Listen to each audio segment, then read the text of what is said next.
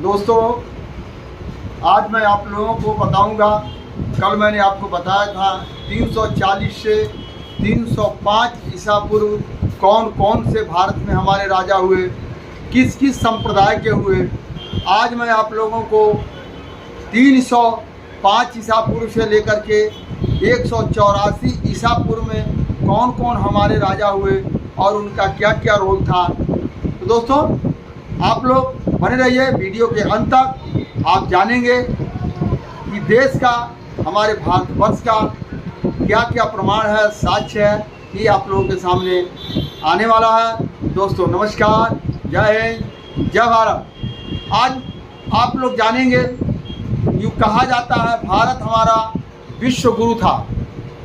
कभी हमारा भारतवर्ष विश्व गुरु था, लेकिन क्या आप लोगों ने कभी सोचा है विश्व गुरु किसके समय में था, विश्व गुरु किस वजह से था, और भारतवर्ष हमारा सोने की चिड़िया थी, ये सब के पीछे कौन था, किसकी वजह से था। ये सब वीडियो में आप लोग बने रहेंगे तो सब कुछ जानेंगे।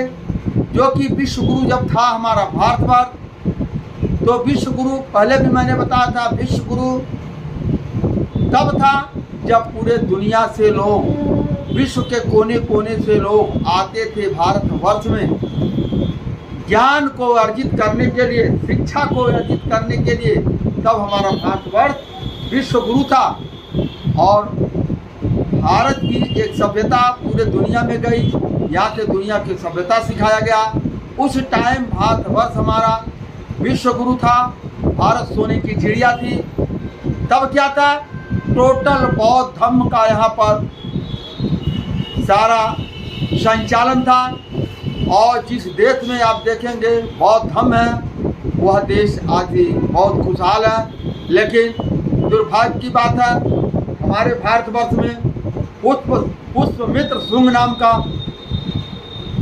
जो विदेशी आया, उसके वजह से हमारा भारतवर्ष विश्व गुरु से पीछे होता चला गया और वह अपने धर्मों का अपना प्रचार प्रसार करता चला गया।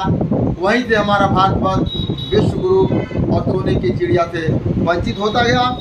तो दोस्तों, मैं आप लोगों को 305 ईसा पूर्व में कौन सा राजा हुए, जो शैलकुश निक्टेयर यूं कहा जाए तो चंद्रगुप्त मौर्य के ससुर जी थे शैलकुश निक्टेयर।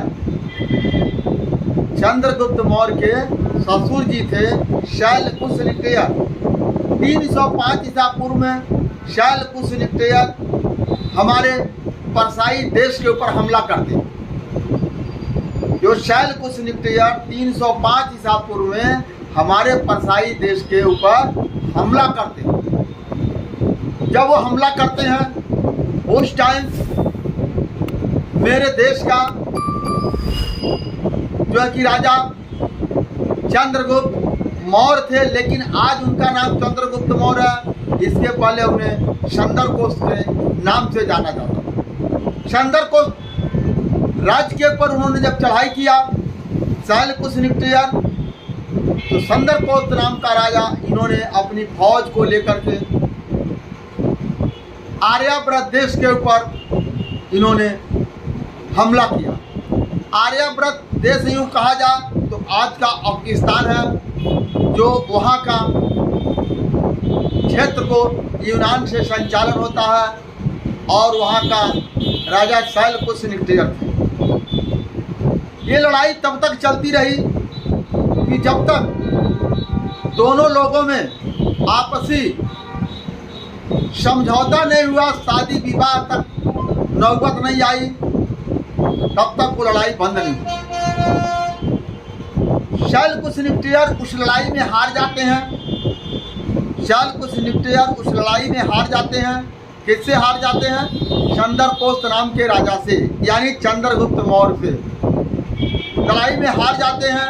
हारने के बाद वह अपनी लड़की की शादी, उनकी लड़की हेलेना थी, हेलेना की शादी चंद्रगुप्त मौर्य से कर दिया जाता है। और आर्यावर्त का कुछ देश, अफगानिस्तान का पूरा देश यूँ कहा जाए तो वह शैलकुशनिक्टेयर अपने दामाद को चंद्रकोश राजा यानी चंद्रगुप्त मौर्य को उन्होंने दान में दिया। वहाँ तक फिर अफगानिस्तान तक चंद्रगुप्त मौर्य का शासन हुआ।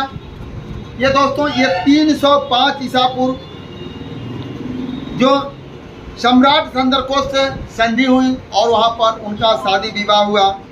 आर्यावर्त अफगानिस्तान जो भारत का हिस्सा बना और 369 ईसा पूर्व 369 यानी 305 से 369 आप लोग निकालेंगे तो उसमें आ जाएगा 369 ईसा पूर्व जो है प्रियदर्शी देवनापी का शासन होता है। प्रियदर्शी देवनापी का शासन होता है। यूँ कहा जाए देवनापी जो अशोक सम्राट यानी 269 ईसा पूर्व में अशोक सम्राट का शासन होता है। उसके पहले उनको देवनापी कहा जाता है। देवनापी ही उनका नाम था। चंद्रकोश राजा के लड़के जो थे वह उनके पुत्र का पुत्र देवनापी अशोक सम्राट, इनको अशोक सम्राट कहा गया। अशोक सम्राट कलिंग की लड़ाई पर उन्होंने विजय पाया। अशोक सम्राट 261 ईसा पूर्व पर उन्होंने कलिंग पर चढ़ाई किया और उस लड़ाई में उनको जीत प्राप्त हुई। कलिंग की लड़ाई के बाद उन्होंने तमाम खून खराबे को देखा। खून खराबे को देख करके उनका मन विचलित हुआ। ये मानवता के दायरे में हत्या करना ये सरासर गलत है। जब उनको लगा कि मानवता के दायरे में लड़ाई हत्या करना ये सब गलत है तो उन्होंने क्या किया, कलिंग की लड़ाई के बाद उन्होंने बौद्ध धर्म को अपना लिया और भंते उपगुप्त से उन्होंने बौद्ध शिक्षा ग्रहण किया और उस दिन से उनका नाम अशोक सम्राट पड़ा। उनके पुत्र और पुत्री अशोक सम्राट के पुत्र और पुत्री 247 ईसा पूर्व 247 ईसा पूर्व की बात है। अशोक सम्राट के पुत्र और पुत्री जो अशोक सम्राट के पुत्र महेंद्र और उनकी पुत्री संघमित्रा। अशोक सम्राट के पुत्र महेंद्र और उनकी पुत्री संघमित्रा, यह लोग बौद्ध धर्म के प्रचार के लिए इन लोगों ने श्रीलंका में गए। इन लोगों के द्वारा श्रीलंका में बौद्ध धर्म का उदय होता है और जब बौद्ध धर्म का उदय होता है उस समय वहाँ पर श्रीलंका के जो राजा थे अनुराधापुरम के, उन्होंने बजात संसान नाम के थे और वह गया गए जो आज का बोध गया है, जहाँ पर महात्मा बुद्ध का यूँ कहा जा तपोभूमि कहा जा, बहुत दिनों तक उन्होंने वहाँ पर निवास किया और वहाँ से जिस पीपल के पेड़ के नीचे उनको ज्ञान प्राप्त हुआ उस पीपल की डाल को ले आकर के बौद्ध वृक्षी, दोस्तों आज श्रीलंका में जाएंगे उस पेड़ का नाम ही है बौद्ध वृक्षी, लेकिन भारत के अंदर उस पेड़ के नामों को बदल दिया गया, लेकिन श्रीलंका में आज भी उस पेड़ का नाम है बौद्ध। वहाँ पर ले जाकर के शशांक नाम का राजा ने वहाँ ले जाकर के बौद्ध वृक्षी को पेड़ को शाखा को रोपित किया। उसके बाद 184 ईसा पूर्व पंचनंद के क्षेत्र के मुखिया 184 ईसा पूर्व पंचनंद क्षेत्र के मुखिया पुष्पमित्र शुंग ने धोखे से कब? 184 ईसा पूर्व पुष्यमित्र शुंग ने धोखे से सम्राट बृहस्पति की हत्या कर दिया। सम्राट बृहस्पति की हत्या करके उदयगिरी शिलालेखों के अनुसार, ये मैं नहीं कर रहा दोस्तों, उदयगिरी शिलालेखों के अनुसार जो है बदजात पुष्यमित्र शुंग यमनी यूनानी था। कलिंग के राजा खारवेल को उन्होंने उसे कुशीनगर से खदेड़ दिया, कश्मीर से खदेड़ दिया। लेकिन बौद्ध धर्म से बैर रखने वाला पुष्यमित्र शुंग जहाँ तक हुआ वहाँ तक उन्होंने कत्लेआम करके वो लोग ब्राह्मणों से मिल करके कत्लेआम करके जितने भी बौद्ध धर्म था, जितने भी बौद्ध स्तूप थे, सबको उन्होंने कब्जा करके और अपने अनुयायियों को बैठाने का उन्होंने कार्य किया। मगध से खदेड़ जाने के बजात ने अपने पुराने घर आर्यावर्त देश यानी अफगानिस्तान में अपना ठिकाना बनाया। फिर वह आर्यावर्त देश चला गया, वहाँ पर उन्होंने अपना ठिकाना बनाया। दुनिया के सर्वश्रेष्ठ सभ्यता को उस बजात शत्रु ने, उसके साथ ब्राह्मणों ने नष्ट किया।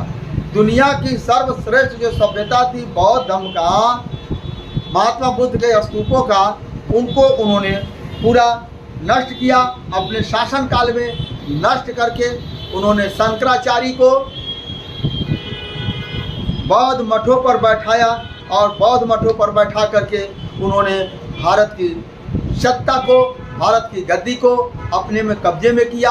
जितना भी बौद्ध मंदिर था, यूँ कहा जाए कि आपका दक्षिण भारत से लेकर के और आपका अफगानिस्तान था, सारे मठों को, बद्रीनाथ, केदारनाथ, सारे मठों को उन्होंने कब्जा किया। कब्जा करके अपने शंकराचार्य को बैठाया, उनके हाथ में कमान दिया।